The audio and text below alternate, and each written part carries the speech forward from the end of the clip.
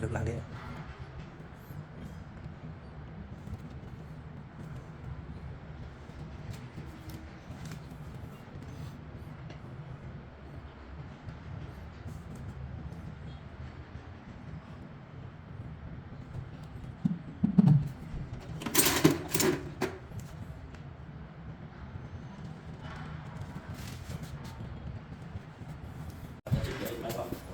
Cái chip nó này. Giờ cái này tăng lên nó là phải quá chịu.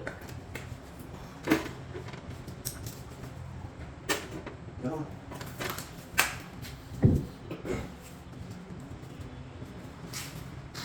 Em đã tay một tí.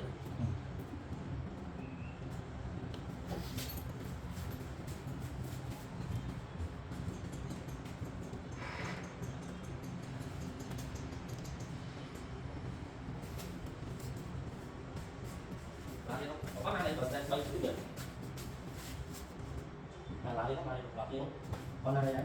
Đây thì cái nhà đây nó sẽ không như vậy.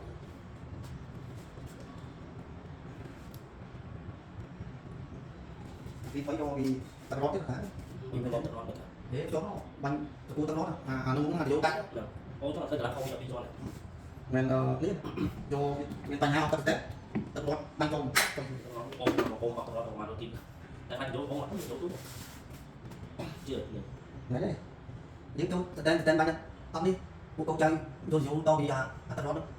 Cái thứ qua ba làm sao sai bị phải không? Có gì không? Bây giờ xong trong phóng của tao đi vào một cho biệt đơn một tao và phơi phóng một một chữ tăng của lấy tao ngon Chữ tăng đấy. không sao đi phóng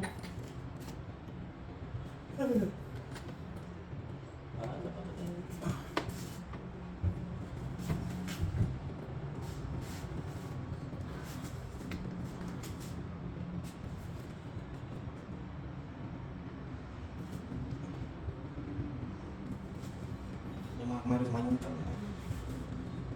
cho là máy tôi máy nó mới công tơ mới thấy mình chia xa như cái thứ mình muốn cả hai cái đo được người ta cứ kia mới đâu lâu rồi bán nó có cái tao thì mới chọn đi đi phát